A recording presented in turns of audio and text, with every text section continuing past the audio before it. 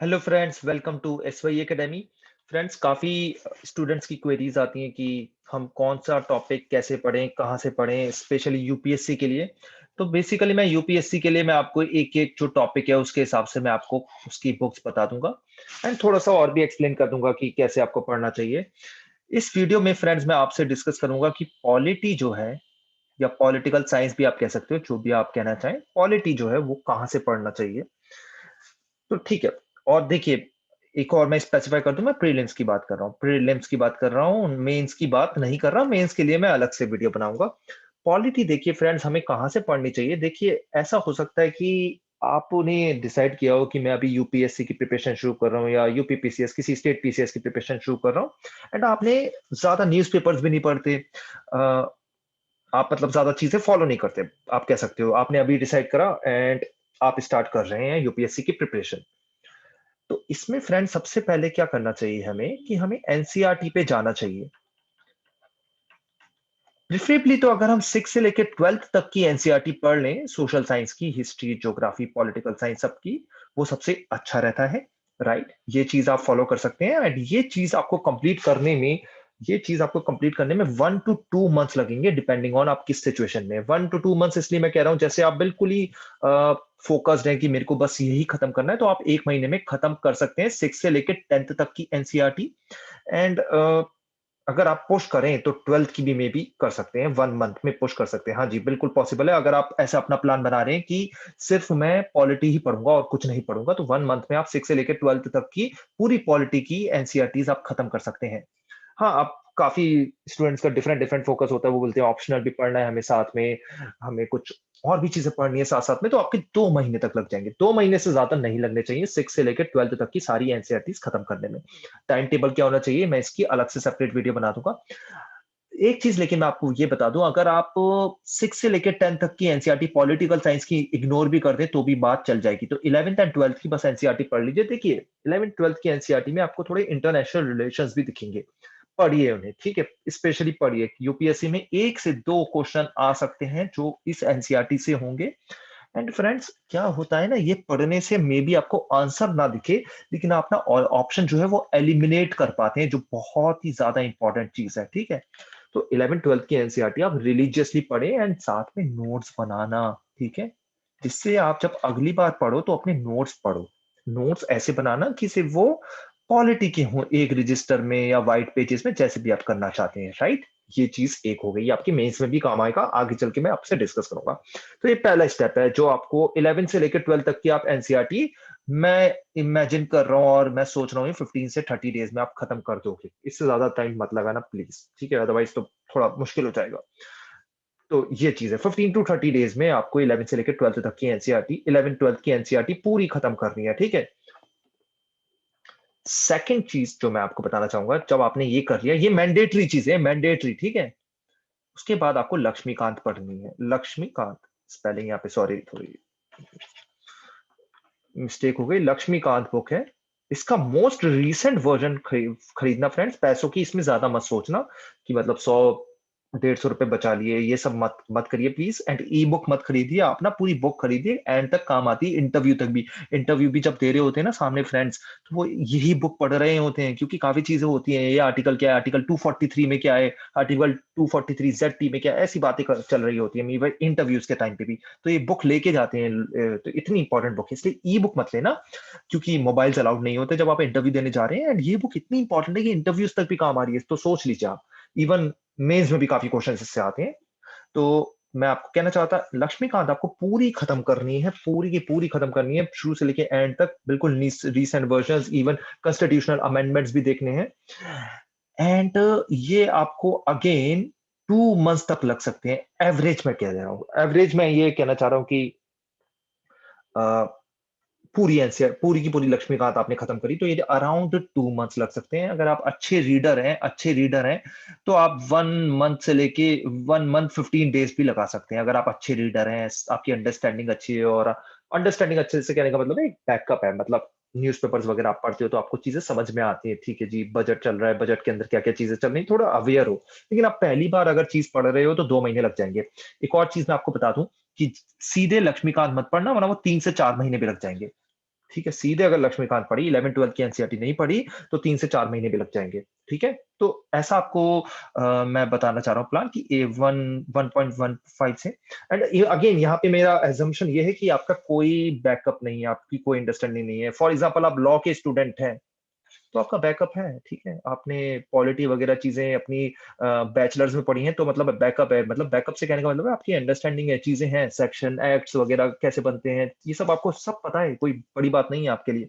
लेकिन कोई engineering student है जिसने पहली बार डिसाइड करा कि मेरे को यूपीएससी देना है, तो उसके लिए तो बिल्कुल ही नई चीज़ है, तो उसको 2 मंथ्स लग जाएँगे इसको पढ़ने में। ये भी 2 मंथ्स तब लगेंगे जब आप ने पॉलिटी की ये 11th-12th की एनसीईआरटी 15 से 30 दिन में खत्म कर दी है। अगर ये आपने 15 से 30 दिन में खत्म नहीं करी, तो यहाँ पे तो आपको शायद कुछ समझ में भी ना आए, काफ़ी सारी चीज़ें और 3 से 4 महीने भी लग जाएँ। पहला चैप्टर ही देख के थोड़े लोग घबरा जाते हैं क्योंकि इसमें एक्ट्स दे रखे हैं, हिस्टोरिकल फैक्ट्स दे रखे हैं। तो ये 2 चीज़ें हो गई, 2 चीज़ें हो गई। उसके बाद देखिए ये हो जाता है, फिर लोगों के क्वेश्चन आते हैं, यार सर ये देखिए यूपीएससी ने तो कुछ इससे भी बाहर पूछ लिया। बिल्कुल पूछेगा, कोई ऐसी बड़ी बात नहीं है, बाहर पूछ सकता है। तो इसमें कोई भी ना अभी हेल्पफुल क्या रहता है, देखिए 2 चीज़ें आपको याद रखनी है। एक, हमेशा कुछ ना कुछ क्वेश्चंस ऐसे होंगे जो आपको नहीं आते होंगे, उससे घबराना नहीं है। मोस्ट इम्पोर्टेंट ये है कि जो एग्ज़ाम में आपको आता है, वो आपने सही करा है या नहीं? पहली चीज़ ये हो गई, ठीक है? दूसरी चीज़ आपको ये याद रखनी है यहाँ पे कि आप वो एक ईयरली कंपाइलेशन पढ़िए, भले ही वो विज़न का ले लीजिए, वो फोरम आईएएस का ले लीजिए, ठीक है? किसी का भी ले लीजिए, डज़न्ट मैटर, इतना टाइम वेस्ट मत करना और 2-2 मत ले लेना। या लर्निंग स्पेस ले लीजिए, वो भी बहुत अच्छा प्लेटफ़ॉर्म है। ये भी पुराने सिविल सर्वेंट मिस्टर जीवी राव ने शुरू करा है। और भी ले सकते हैं आप, जो भी मन करे, कोई मैटर ही नहीं करता। ईयरली कंपाइलेशन कोई भी ले लो, कोई फ़र्क नहीं पड़ता, लेकिन एक लेना, उसके बाद दूसरा मत लेना। ये पढ़ लीजिए आप, ठीक है? इसमें कुछ अगर करंट अफेयर्स में नई वगैरह चीज़ें होंगी, कुछ-कुछ चीज़ें अपडेट होती रहती हैं, राइट? कुछ ना कुछ चलता रहता है। लक्ष्मीकांत तो लिख दी गई है, कुछ ना कुछ चलता रहता है, जो करंट अफेयर्स में होता है और पॉलिटी में उसी से क्वेश्चन आ जाता है। जैसे सिविल सर्विसेज बोर्ड पे क्वेश्चन आ गया था 2017 या 16 के प्रीलिम्स में, आई थिंक 2016 के प्रीलिम्स में आया था, सिविल सर्विसेज बोर्ड पे जो नहीं दे रखा, मतलब लक्ष्मीकांत में नहीं है एंड मतलब एनसीईआरटी में भी नहीं है, ठीक है? तो बाहर से था वो। तो आ गया वो, काफ़ी लोगों का गलत भी हो गया। क्वेश्चन भी टीजिंग टाइप का था। टीजिंग मतलब ऐसा क्वेश्चन जो लोग अटेम्प्ट करेंगे या गलत करेंगे, तो ऐसे टीजिंग क्वेश्चंस काफ़ी होते हैं। तो ये मे बी आपको हेल्प मिल सकती है ये कंपाइलेशन से। तो तीसरा सोर्स मैंने बताया, पहला सोर्स आपको एनसीईआरटी बताया, दूसरा सोर्स, पहला सोर्स एनसीईआरटी, दूसरा सोर्स लक्ष्मीकांत, तीसरा सोर्स है ईयरली कंपाइलेशन। चौथा सोर्स जो है फ्रेंड्स वो ये है, आप टेस्ट देते रहिए, रेगुलरली टेस्ट दो, बिल्कुल ऐसे घबराओ मत कि देखिए आपने प्रिपरेशन आज शुरू करी, लेट्स से आप 3 टू 4 मंथ्स आपने पढ़ाई करी, उसके बाद आप टेस्ट तो आपको देना है। टेस्ट नहीं दे रहे, एलिमिनेट नहीं कर पा रहे आप, तो मतलब पढ़ाई नहीं कर रहे, तो टेस्ट देना, वीकली टेस्ट देने होते हैं। स्पेशली जब आपका प्रीलिम्स समझ लीजिए कि 1 साल दूर है, तो आपको मेरे हिसाब से वीकली टेस्ट स्टार्ट कर देने चाहिए। प्रीलिम्स 1 साल दूर है तब से, मतलब अभी तो देखिए प्रीलिम्स जुलाई अगर में है तो 6 महीने ही रह गए हैं, आज फरवरी है, नियरली 6 महीने रह गए हैं। तो आपको तो अभी मेबी वीकली 2 देने चाहिए टेस्ट। एनीवेज़ ये 4 चीज़ें हो गई। अब ये टेस्ट जो आप दे रहे हो ना, इसमें अगर कोई ऐसा क्वेश्चन है जो आपको नहीं आता, राइट? जो आपको नहीं आता पॉलिटी का, वो आप अपने नोट्स में अपडेट कर लो। ये जो नोट्स बना रहे थे आप, है ना? ये नोट्स जो बना रहे थे, इसे आप अपडेट करते जा रहे हैं, ठीक है? नोट्स में ज़्यादा टेंशन मत लेना। कि यार नोट्स बड़े ऐसे बनाऊँगा, वैसे बनाऊँगा, बस बनाना शुरू करो और नोट्स ऐसे होने चाहिए आपके कि आपको बुक फिर से खोलने की ज़रूरत ना पड़े, ठीक है? उसके साथ-साथ मैं एक चीज़ और बता दूँ कि काफ़ी बार आपको नोट्स के भी नोट्स बनाने पड़ेंगे। येस, ट्रुथ है ये, अनफॉर्च्यूनेट ट्रुथ है। देखिए सीट्स कम है, कॉम्पिटिशन बहुत ज़्यादा है यूपीएससी में, तो नोट्स पहली बात में जो पॉलिटी के बनते हैं, बहुत ही मोटे तगड़े बनते हैं, पूरी किताब ही बना दोगे आप अपनी, छपवा भी सकते हो उसको, इतने बढ़िया बन जाते हैं। तो उसके आपके छोटे नोट्स बनाने होंगे, जो चीज़ें आपको याद नहीं रहती, ये चीज़ हुई। एक और सजेशन मैं यहाँ पे दे रहा हूँ, इंटरेस्टिंग सा सजेशन है। ये लक्ष्मीकांत का नोट्स बनाना थोड़ा-सा टफ हो जाता है, ठीक है? लक्ष्मीकांत के नोट्स बनाना थोड़े टफ हो जाते हैं क्योंकि बहुत मोटी बुक है। तो आप एक और चीज़ टेक्नीक फ़ॉलो कर सकते हैं डिपेंडिंग ऑन आपको सूट कर रही है, नहीं कर रही, वो आप स्टार-विस्टार मार्क कर दो, अंडरलाइन कर दो, ठीक है? बुक में ही। लक्ष्मीकांत के नोट्स मत बनाओ, एनसीईआरटी के नोट्स बनाओ, ईयरली कंपाइलेशन के नोट्स बनाओ, टेस्ट के नोट्स बनाओ, ठीक है? क्योंकि ये वापस बार-बार देखना पॉसिबल नहीं होगा। लक्ष्मीकांत तो ये समझ लो कि आपकी मतलब कोर बुक है। बहुत ही इतनी इम्पोर्टेंट बुक है लक्ष्मीकांत, ठीक है? तो लक्ष्मीकांत तो आपको मेबी उसको आप नोट्स की तरह यूज़ कर सकते हो, उसके नोट्स ना बनाओ, ये मेरा एक सजेशन। क्योंकि नोट्स बनाने में काफी टाइम वेस्ट हो जाता है, जो मैं समझता हूँ। ये सिर्फ चीजें पढ़नी है आपको प्रीलिम्स के लिए, और आपके पॉलिटी के 80% क्वेश्चन सही हो जाएंगे। 20% अभी भी सही नहीं होंगे। पॉलिटी ट्रिकी टॉपिक है, एंड ऐसा भी नहीं है कि कोई लॉजिकल टॉपिक है, ठीक है, कोई लॉजिकल भी नहीं है। काफी चीजें आपको एक्सेप्शंस दिखती हैं हर जगह।